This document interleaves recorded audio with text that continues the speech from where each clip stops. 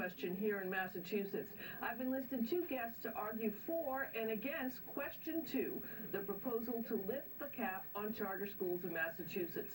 Charlie Chieppo is with the Pioneer Institute. He favors a yes vote on question 2, and Representative Paul Heroux, a Democrat of Attleboro, favors a no vote on question number 2. Thanks to both of you for coming in. Thank you. You know, this is a tough question. I know lots of parents are really, and voters are really working hard to try and understand what it means. Quickly, what's your stance? Why should people vote no on charter school expansion? In one sentence, let's fix the problems associated with charter schools before we raise the cap. And that's the, there's several problems we can go over, but I don't have an ideological opposition to charter schools, but what I'd like to do is make sure we fix some of those issues first. Charlie Chieppo, why yes?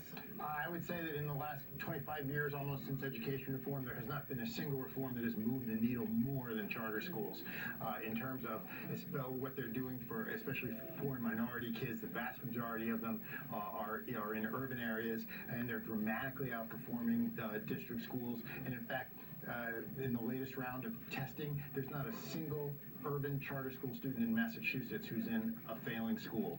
There are underperforming school. 50% of district school students in urban areas in Massachusetts are in underperforming schools. Representative Heroux, when I talk to folks in my neighborhood in Roxbury, especially people of color, they say they want to have the same sort of choices that suburban parents do. When I talk to suburban parents, they say, why should I have to pay for kids in Boston to go to school? This seems like one of those selfish, and I don't mean it in a bad way, a selfish vote for your kids. What do you say to the urban parents who say, I need more choice? Well, what we say to those parents is that the way the ballot question is written, it not necessarily is going to help out folks in just the Boston school districts or in that area. A lot of the arguments in support of this have been basically looking at, raising the cap in Boston, but the way the question is written, it would raise it everywhere. Mm-hmm. So the issue of funding comes up, though, when we start creating charter schools in other areas that don't have a really struggling district. And so those new charter schools are going to drain resources away from the public schools. Now, there is the issue that the money follows the students, but it becomes an economies of scale issue, and the public schools aren't able to operate as efficiently, and then that goes back to also the charter schools not living up to the original legislative mandate in the first place. Charlie Chieppo, the charter schools in Massachusetts get high grades. I mean, people look at Massachusetts because of the regulation that was put in place, because of the way they're operating. We still haven't met our cap right now. From my understanding, there's still 42 schools, charter schools, we've yet to open with a waiting list of kids. Why aren't we just focusing on opening those schools? Simply because the places where we need charter schools, the Lowells, the Lawrences, the Springfields, those places are all up against the cap. And in fact, this initiative would not allow charter schools to expand anywhere. This initiative is limited to the bottom 25% performing school districts, and that's exactly who this cap would help, and that's why we need it, because in fact, what studies show is that these urban kids are the ones who are helped most by it, and in fact, there's a study in September by the Brookings Institution that finds it is in fact the lowest performing kids that are helped the most by these schools. Representative, what do you say about the issue of this money issue about the money coming out of the local school districts, following the kids where they go? I've seen reports that the state has yet to reimburse the school districts for charter schools that already exist. So, I mean, that seems like it's already baked in against the charter schools. Well, let me address the issue of the schools that are allegedly working really well. Right now, most of the charter schools aren't being measured in a way that we can actually draw conclusions that they're delivering the outcomes we want.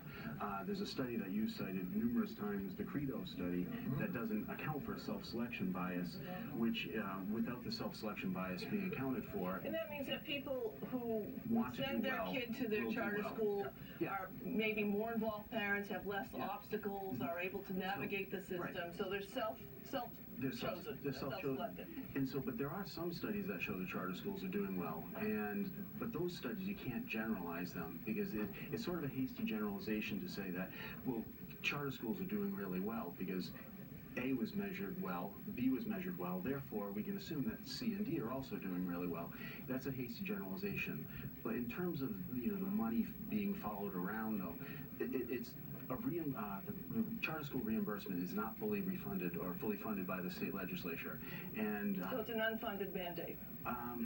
it is a partially unfunded mandate. It's partially unfunded. Unfunded mandates are technically against the law in Massachusetts, Chapter 20. So it's a partially unfunded mandate. So it's partially, yeah. But that's Kind of pregnant, right? No, we partially fund it. It's not completely unfunded, but it's partially unfunded. So we're not giving the entire amount that should be.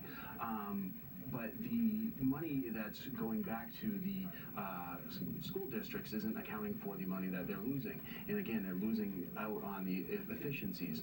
But when the money leaves a school and it follows the student, sometimes from one school district, you might have $13,000 go to the charter school, but from another school district, it might be $9,000. So it's sort of an arbitrary number that the charter school is getting. And under that system, there's always going to be winners and losers. Well, can I come and think about that? You know, first of all, there are a slew of studies that are selection bias controlled. A slew of them. And, I mean, all of the recent ones, and they all say the same thing. They all say charter school kids more likely to take advanced placement classes, more likely to pass advanced placement tests, more likely to go to four-year colleges, higher test scores.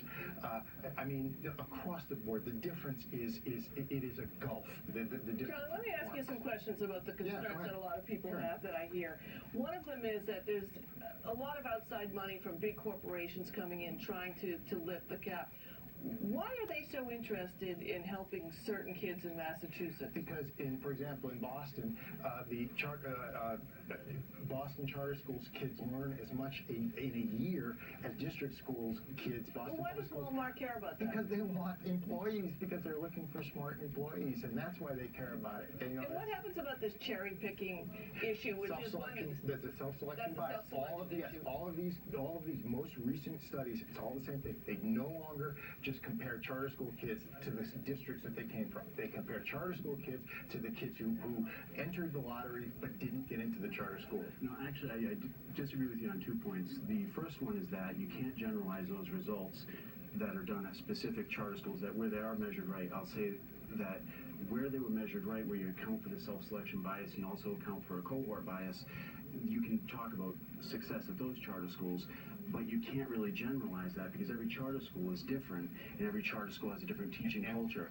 But all I would say is, look, I mean, this you can go on, but I mean, Mass taxpayers, Boston Municipal Research Bureau, Pioneer Institute, Brookings Institute, MIT, 20 of them for Well, let me ask you a question about the student. They all say the same thing. One thing you can't generalize those results. And that's absurd. That's absurd. Why is that absurd? It's absurd because it's a all hasty these schools have generalization. hasty generalization. Charter school performance is consistently here. District school performance is consistently here. You've got to see some. All right, let me ask you a question because we can both argue and folks can look that up. We're going to keep arguing. I know. Let me talk about unions because I have friends who have worked in education, not as teachers, but in the education business as on the conservative side and on the progressive side. And they often say the biggest problem to moving things forward in education is lawmakers and the teachers union. Not teachers, the teachers unions. People are concerned that charter schools are going to bust up teachers unions and they're going to leave schools that don't do well just to wither and die. That hasn't been the case. In fact, if you look at studies, they show that the charter school performance is the one thing, the charter school competition is the one thing that has caused the monopoly of public education to actually have to respond. I'm agnostic about teachers' unions. I don't care if teachers are in unions or not unions. I just care that the schools work. So you're a state lawmaker, and you know what I'm going to say. You know, if you guys had done some work on this, we wouldn't have this referendum. I know you have been. That's true. Yeah, the House and the Senate are in disagreement. We haven't had a change in public education. I mean, it is taking us forever to move the high school hour of starting back 1 hour, even though the science has been in place for 10 years. We're still treating our kids as if they have to get up and go work on the farm when they get out. You know, what is it going to take to make a change in the Massachusetts public school system? You know, that we're the oldest school system in America, right? So why does charters have to be the way that's pushing forward on this? Well, one of the things that's happened with why this is a ballot question is the Senate under Sonia Chang Diaz, and she's the Senate Chair of Education, and Alice Pike, who's the House Chair. They have very different visions of what we would like to see with education. And so with that, with the House and the Senate not being able to come to an agreement on the way forward, this ended up going to the ballot question. I think your question is the question because the data on this is so overwhelming. But you can't generalize that. Oh, that's All right. Where do people go? Charlie, where do people go? Where do people go to get more information for you? Oh, you go to the Pioneer Institute website, The Pioneer Institute actually just measured a charter school, and it compared Holyoke Charter School to the Holyoke District Schools, and it didn't account for the self-selection bias.